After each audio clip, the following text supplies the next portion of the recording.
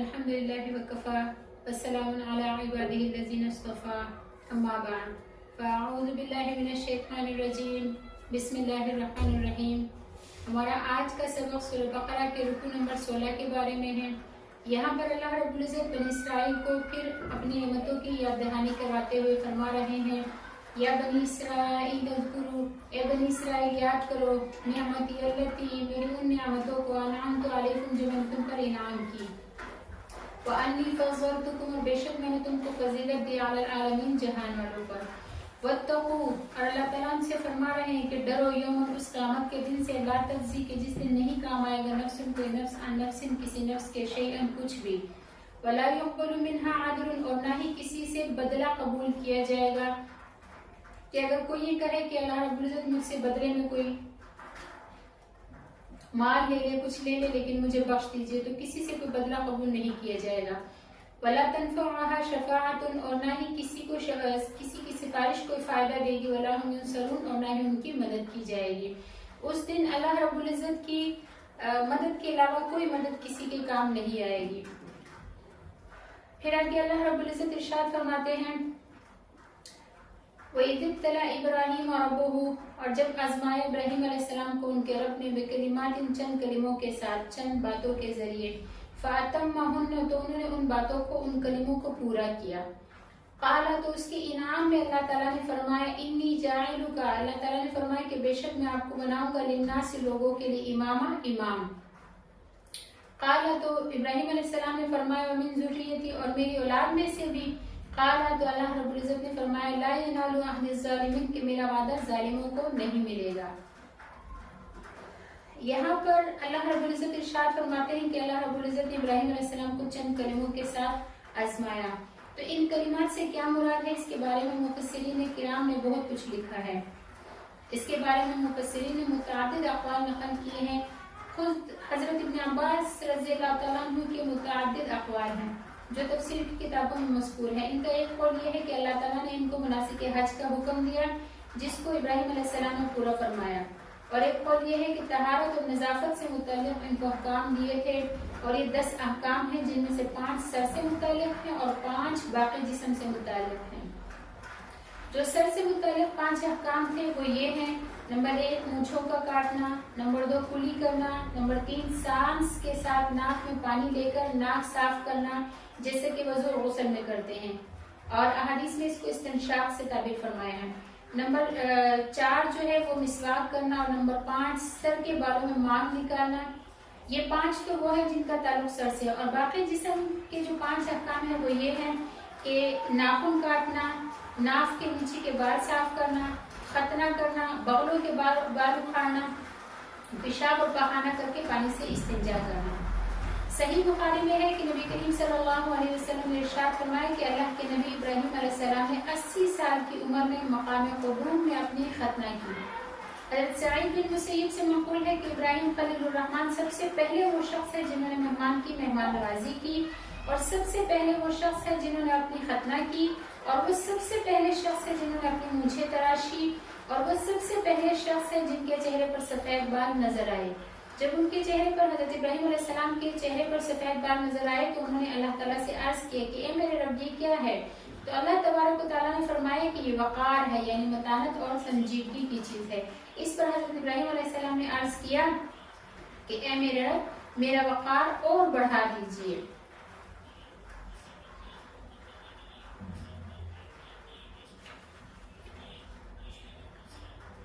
اسی طرح جو ہے اور بھی دیگر مفسرین سے بہت سے اقوال نقل ہیں ان کے بارے میں کہ جو کلمات تھے جن کے ذریعے آزمایا گیا تھا وہ کون سے کلمات تھے۔ تو ان میں سے بعض چیزیں جو ہیں وہ یہی ہے جو ہم نے ذکر کر لی، اور بعض چیزیں وہ ہیں جن کا آیات سے بھی تعلق بتایا جا رہا ہے، چونکہ ہماری ویڈیو زیادہ لمبی ہو جائے گی اور ہمارا مقصد جو ہے مختصر تفسیر بیان کرنا ہے، اس لیے آپ اس کے لیے تفاسیر کی کتابوں کی طرف رجوع کر سکتے ہیں۔ یہاں پر جو ہے ہم یہی کہیں گے کہ جس چیز کے بارے میں متعین طریقہ پر اسی وقت یقین کیا جا سکتا ہے، یعنی کوئی بھی چیز ہو کہ جب اس کے بارے میں کوئی صحیح حدیث یا اجماع امت ہو، لیکن صحیح حدیث یا اجماع سے ان میں سے کوئی چیز کلمات کی تفسیر میں ثابت نہیں ہے کہ ان میں سے کون سی چیز تھی جو ان کلمات کو کہا جا رہا ہے، लिहाजा इन तमाम अक़वाल में जो मज़कूर हैं इन सब को मुराद लेना जो है वो ज्यादा कवी है। फिर आगे अल्लाह रब्बुल इज़्ज़त इरशाद फरमाते हैं कि इन्नी जाइलुका लिन्नासी इमामा, कि मैं आपको लोगों के लिए इमाम बनाऊंगा। तो अल्लाह ताला ने यहाँ फरमाया कि बेशक मैं तमाम लोगों का पेशवा बनाऊंगा आपको। उलमा मुफस्सिरीन ने फरमाया कि जब अल्लाह ताला ने इनको अहकाम देकर आजमाया और उन्होंने अहकाम की पूरी तौर पर बजावरी फरमाई, तो बतौर सिला और इनाम अल्लाह ताला शानहू ने इनको लोगों का पेशवा बना दिया। और जिन अहकाम में इनको मुब्तला फरमाया थे, इनके पूरा करवाने का मकसद भी यही था कि अमाल और अखलाक के एतबार से इनकी पूरी तरह तरबियत हो जाए ताकि वो इमामत के लायक हो जाएं। अल्लाह ताला ने इनको इस तरह पेशवा बनाया कि अव्वल तो इनको नबूवत से सरफराज फरमाया, फिर इन पर सहीफे नाजिल फरमाए और फिर इनकी नस्ल और ज़ुर्रियत में इमामत को जारी फरमाया। यानी इब्राहीम अलैहिस्सलाम के बाद जितने भी नबी आए हैं वो सब इब्राहीम अलैहिस्सलाम की नस्ल में से थे और सब इस बात के मामूल थे, सबको इस बात का हुक्म था कि इब्राहीम खलीलुल्लाह अलैहिस्सलाम की मिल्लत का इत्तिबा करें। हत्ता कि नबी अरबी सैयदना हज़रत मोहम्मद मुस्तफ़ा सल्लल्लाहु अलैहि वसल्लम भी इन्हीं की नस्ल में से थे और उनको यानी नबी अलैहिस्सलाम को भी हुक्म हुआ कि इब्राहीम अलैहिस्सलाम की मिल्लत का इत्तिबा करें। आगे अल्लाह रब्बुल इज़्ज़त इरशाद फरमाते हैं वही जानल बैता, और जब हमने बनाया बैतुल्लाह को मतावतन ठिकाना लिन्नास से लोगों के लिए, व अमना और अमन की जगह। यहाँ पर इस आयत शरीफा में जो अल्लाह रब्बुल इज़्ज़त इरशाद फरमाते हैं कि हमने बनाया बैतुल्लाह को मसाबा, तो साबा जो है यसूब से ज़र्फ का सिगा जिसका माना है लौटने की जगह। हज़रत इब्न अब्बास और मुतअद्दिद ताबईन से मरवी है कि इसको मसाबा इसलिए फरमाया कि लोग बार बार इसकी तरफ आते हैं, तवाफ करते हैं और अपने घरों को चले जाते हैं, फिर वापस आते हैं। इसकी हाजिरी देने से, तवाफ करने से दिल नहीं भरता। दुनिया के मुख्तलिफ शहरों के लोग इसकी तरफ बार बार रुजू करते हैं, इसलिए इसको मसाबा फरमाए। फिर आगे अल्लाह रब्बुल इज़्ज़त इरशाद फरमाते हैं कि वह अमना और अमन की जगह। तो ये अल्लाह रब्बुल इज़्ज़त ने जो फरमाया कि इसको हमने अमन की जगह बनाया, तो ये अमन की जगह इसलिए कि जो शख्स भी इसमें दाखिल होगा वो अमन वाला होगा। हज़रत इब्राहीम अलैहिस्सलाम बानी काबा ही के वक्त से काबा शरीफ की हुर्मत ज़हन में चली आ रही है। दरमियान में मुश्रिकीन भी काबा शरीफ के मुतवल्ली रहे हैं और वो भी इसकी अजमत और हुर्मत के कायल थे और सारे अरब में ये बात मशहूर थी कि ये अमन की जगह है। ज़माने जाहिलियत में अरब के लोग आपस में लड़ते रहते थे, एक कबीला दूसरे कबीला पर गलतगरी कर देता था और जंग करना इनका जरूरी मशगला था, लेकिन मक्का मुआज़िमा के रहने वालों पर कोई कबीला हमलावर नहीं होता था, इसलिए इसको फरमाया कि ये अमन की जगह है। और हज़रत इब्न अब्बास रज़ियल्लाहु तआला अन्हु से मरवी है कि नबी करीम सल्लल्लाहु अलैहि वसल्लम ने इरशाद फरमाया कि मुझसे पहले किसी के लिए इसमें क़िताल करना हलाल करार नहीं दिया गया। यानी बैतुल्लाह शरीफ में, हरम शरीफ में किसी के लिए क़िताल करना यानी जंग करना, लड़ाई करना हलाल नहीं करार दिया गया और मेरे लिए भी हलाल नहीं किया गया मगर दिन के थोड़े से हिस्से में। बस मक्का मुअज़्ज़मा हराम है, यानी इसकी हुर्मत बराबर कायम है क्योंकि अल्लाह ताला ने क़यामत तक के लिए इसकी हुर्मत बाकी रखी है। ये जो आप अलैहिस्सलाम ने फरमाया कि मेरे लिए इसमें थोड़ी देर के लिए क़िताल हलाल किया गया, इससे फ़तह मक्का का दिन मुराद है। हज़रत इमाम अबू हनीफा रहमतुल्लाह अलैह ने फरमाया कि जो शख्स हरम के बाहर किसी को कत्ल करके हरम में पनाह ले ले तो इसको हरम में कत्ल ना किया जाए बल्कि इसके साथ उठना बैठना बंद कर दिया जाए, खरीदो फरोख्त ना की जाए, खाने पीने को कुछ ना दिया जाए ताकि मजबूर होकर हरम से बाहर आ जाए, फिर इसे खारिज हरम में कत्ल कर दिया जाए। हरम में मक्का में जैसे कि कत्ल व क़ताल जायज नहीं है, इसी तरह से इसमें शिकार करना, शिकार के जानवरों को भगाना दौड़ाना भी ममनू है और हरम में मक्का से घास और दरख्त काटना और वहाँ के कांटे काटना भी ममनू है। फिर आगे अल्लाह रब्बुल इज़्ज़त इरशाद फरमाते हैं वत्तखिज़ू मिन मक़ाम इब्राहीम मुसल्ला, और मकाम इब्राहीम को अपने नमाज पढ़ने की जगह बना लो। तो मकाम इब्राहीम से क्या मुराद है, इस बारे में मुतअद्दिद अक़वाल मशहूर है और मुअतमिद कौल ये है जिसे आम मुफस्सिरीन ने इख्तियार किया है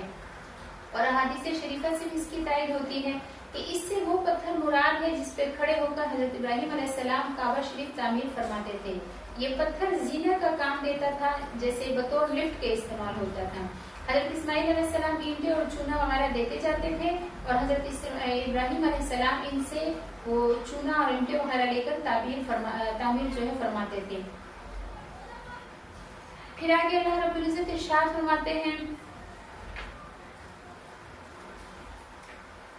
वआहिदना और हमने वादा लिया इला इब्राहिम इब्राहिम अलैहिस्सलाम से व इस्माइल और इस्माइल अलैहिस्सलाम से अन ताहिरा के पाक रखे बैतिया मेरे घर को लित्वाइफीना तवाफ करने वालों के लिए वल आकिफीना और इतिकाफ करने वालों के लिए व रुकआ सुजूद और रुकू सजदा करने वालों के लिए।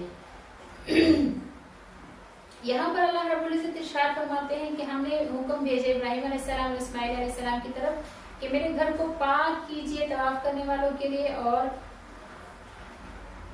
एतिकाफ करने वालों के लिए और रुकू सजदा करने वालों के लिए। तो इसमें काबा शरीफ को पाक रखने का हुक्म है और काबा शरीफ के साथ मस्जिद हराम के पाक रखने का भी हुक्म हो गया, क्योंकि तवाफ और नमाज की अदायगी इसी में होती है और पाक करने में सब कुछ दाखिल है।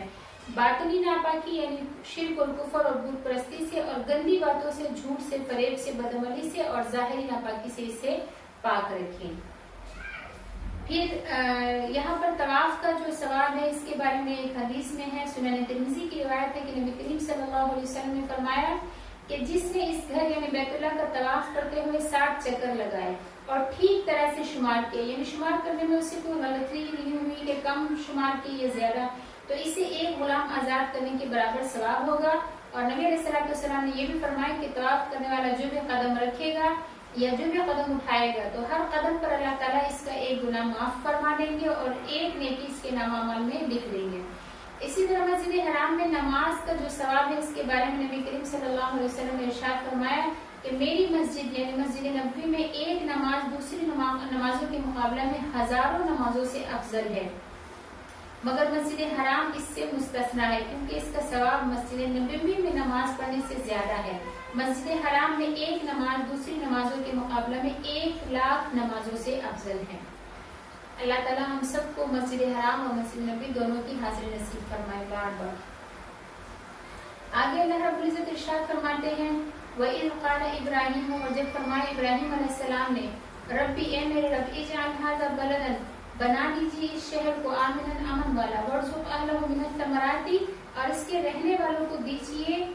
फलों में से, मन आमन जो ईमान लाए, मिनहुम इनमें से, बिल्लाहि अल्लाह पर, व बिल यौमिल आखिर और आखिरत के दिन पर। क़ाल तो अल्लाह ताला ने फरमाया वमन कफरा, और जो कुफर इख्तियार करेगा फ़उमत्तिउहु क़लीलन, तो उसको मैं थोड़ा सा नफा पहुंचाऊंगा, सुम्मा अज़्तरुहु इला अज़ाबिन नार, फिर मैं उसको हंकाऊंगा आग के अज़ाब की तरफ, बिइसल मसीर, और वो बहुत बुरी जगह है। यहाँ पर अल्लाह रब्बुल इज्जत से हजरत इब्राहीम अलैहिस्सलाम ने दुआ की कि मेरे रब ये मक्का मुअज़्ज़मा जो है इसको अमन का शहर बना दीजिए और इसके रहने वालों को जो फलों में से रिज़्क़ अता फरमा दीजिए। तो ये इब्राहीम अलैहिस्सलाम की दुआ ऐसे कबूल फरमाई अल्लाह ताला ने कि दुनिया भर से मक्का मुअज़्ज़मा में फल आते हैं और वहाँ के मकामी हजरात और हज्जाज ज़ायरीन सब खाते हैं और इससे मुतनफ़े और मुतमत्ता होते हैं। मक्का मुअज़्ज़मा के करीब ही एक शहर है ताइफ, वो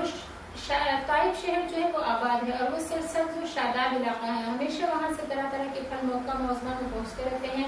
और दुनिया के तमाम अतराफ व अकनाफ से मक्का मुअज़्ज़मा में तरह तरह के फल आ रहे हैं। शायद ही दुनिया कोई फल ऐसा हो जो मक्का मुअज़्ज़मा ना पहुँचा हो, बल्कि बाज़ हज़रात के ये भी फरमाना है कि समरात के अमूम में दरख्तों के फलों के अलावा मशीनों की पैदावार और दस्तकारियों से हासिल होने वाला सामान भी दाखिल है। तो मक्का की सरजमीन में न काश्त होती है, न शजरकारी है और न सनतकारी, लेकिन फिर भी इसमें दुनिया भर के समरात और तरह तरह की मसनूआत मिलती है।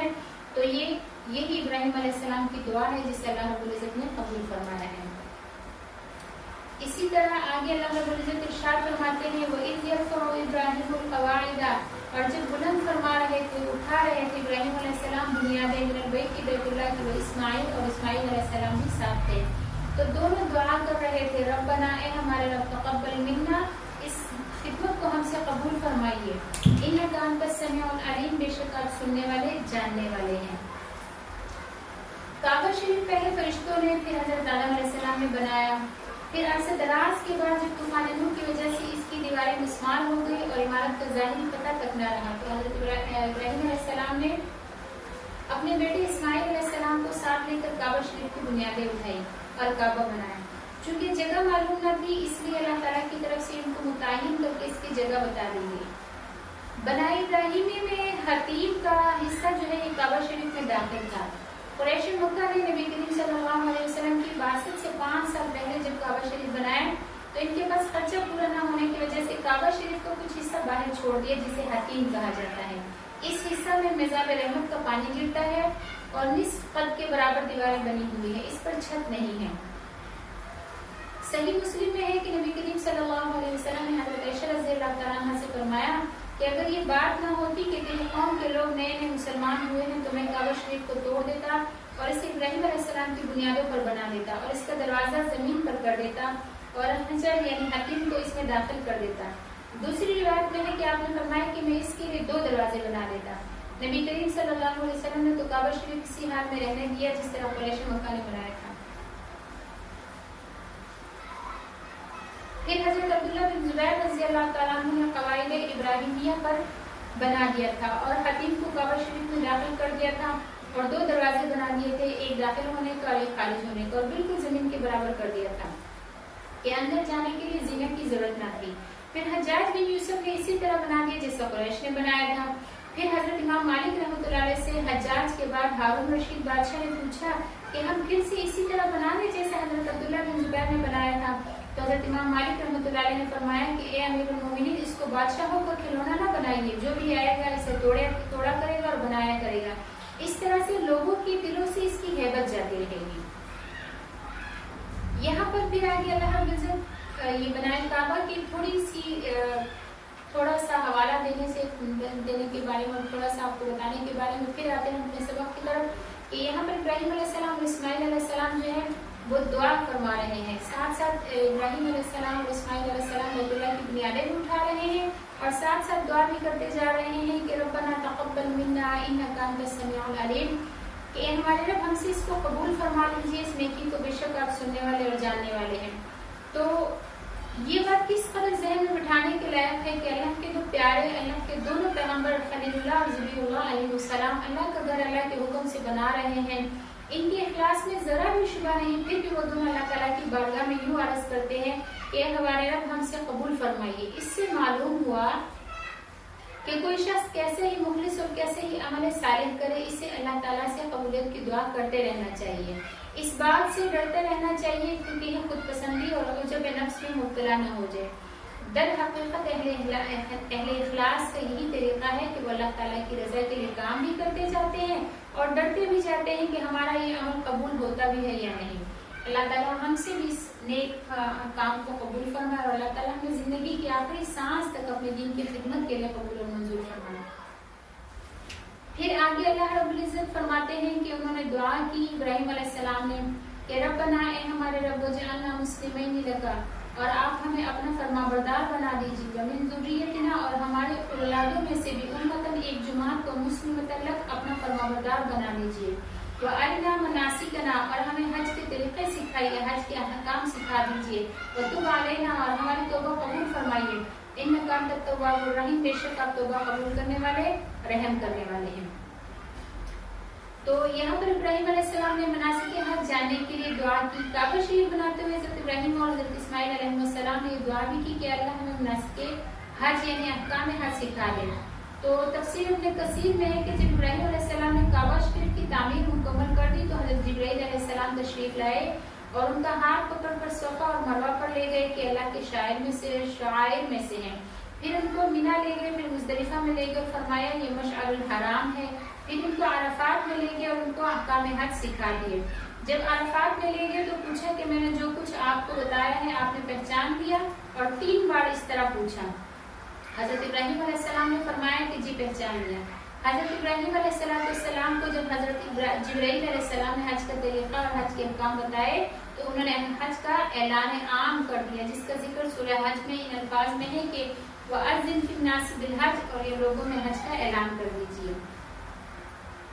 इनके बाद मुआहिदीन बराबर हज करते रहे और उनके हज में तौहीद का मुजाहिरा होता रहा। जब इन्हीं की नस्ल और ज़ुर्रियत में मुश्रिकीन पैदा हो गए और वही काबा शरीफ के मुतवल्ली बने तो इन लोगों ने हज में शिर्क की आमेज़िश कर दी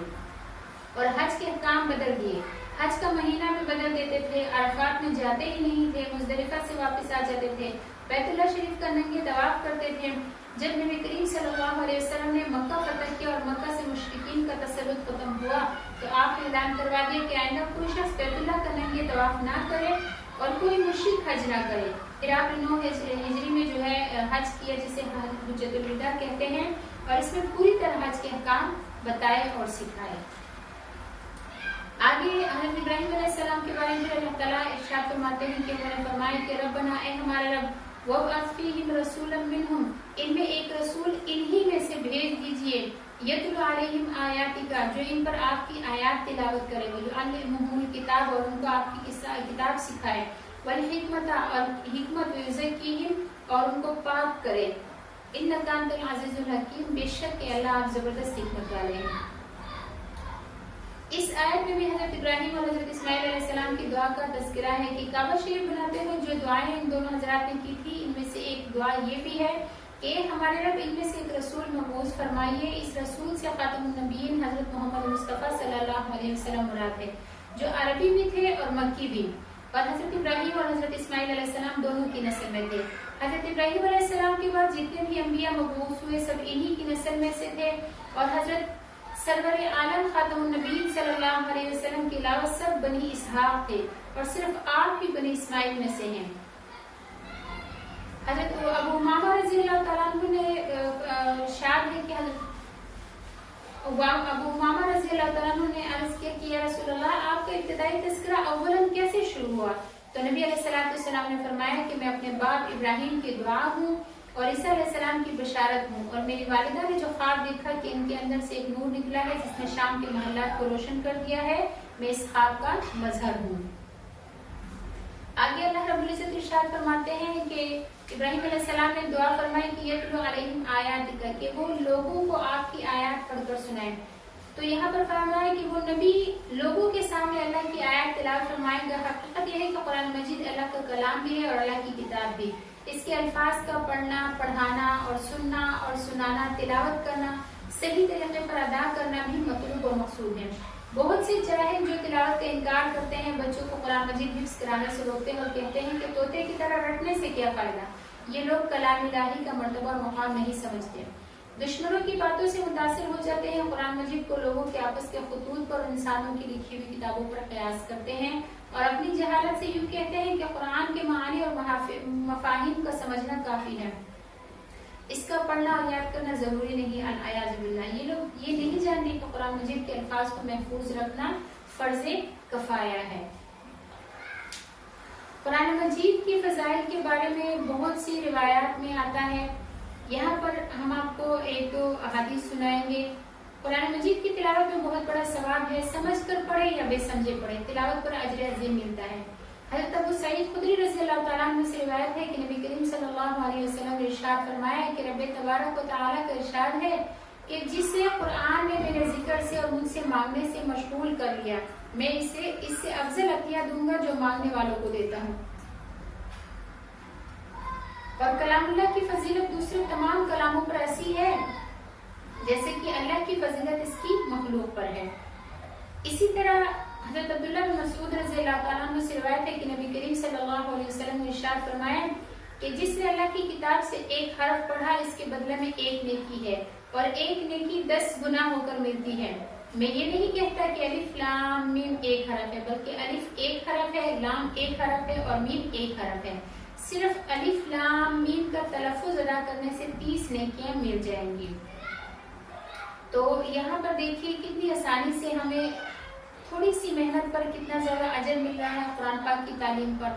پھر یہاں پر آگے اللہ رب العزت ارشاد فرماتے ہیں کہ وہ یزکیہم، کہ ان کو پاک کرے۔ تو نفوس کا تزکیہ جو ہے صرف زبانی طور پر بتا دینے سے نہیں ہو جاتا، اس کے لیے صحبت کی ضرورت ہوتی ہے۔ اسی لیے اللہ تعالیٰ نے انسانوں کی تعلیم اور تربیت اور تزکیہ کے لیے انسانوں ہی میں سے انبیاء رسول مبعوث فرمائے تاکہ وہ عملی طور پر ان کا تزکیہ کر سکے، اور تاکہ ان کی صحبت سے انسانوں کے نفوس خیر کی طرف پلٹ سکے اور اعمال صالحہ کے عادی ہو جائے اور نفوس کی شرارتوں کو سمجھ سکے اور ان سے بچ سکے۔ تو اس کے لیے ہمیں بھی چاہیے کہ ہم اپنا آپ اور اپنا تعلق جو ہے، اپنا دل، اپنی سوچ، اپنا ذہن اور اپنا تعلق جو ہے اللہ رب العزت کے آخری نبی خاتم النبیین صلی اللہ علیہ وسلم اللہ رب العزت کی کتاب کے ساتھ جوڑے، اور ہر طرف کی باتوں پہ غور نہ کریں سوائے قرآن اور حدیث کے، کیونکہ آج کل فتنوں کا دور ہے، ہم سب جانتے ہیں کہ طرح طرح کے فتنے سب اٹھا رہے ہیں۔ اللہ تعالیٰ ہر قسم کے فتنوں سے ہماری حفاظت فرمائے. اور یہ جو ہماری چھوٹی سی کاوش ہم نے شروع کی ہوئی ہے لوگوں تک اللہ تعالیٰ کے کتاب کا علم پہنچانا جہاں تک ہم سے ممکن ہو سکے، تو اس کے لیے جو ہے ہم بھی یہ دعا کریں گے. اور آپ سے بھی سبب آپ سے گزارش ہے کہ آپ بھی دعا کریں کہ اللہ تعالیٰ ہماری اس کاوش کو قبول فرمائے. اور آپ بھی ہماری اس کاوش میں ہمارا ساتھ دیجیے اور اس ویڈیو کو زیادہ سے زیادہ لائک بھی کیجیے، شیئر بھی کیجیے، تاکہ زیادہ سے زیادہ بندوں تک قرآن کا علم پہنچ سکے. اور سبسکرائب کر کے ہماری حوصلہ افزائی بھی فرمائیے. دعا ہے کہ اللہ تعالیٰ ہماری اس محنت کو قبول فرمائے. آخر دعوانا ان الحمد للہ رب العالمین. السلام علیکم ورحمۃ اللہ وبرکاتہ.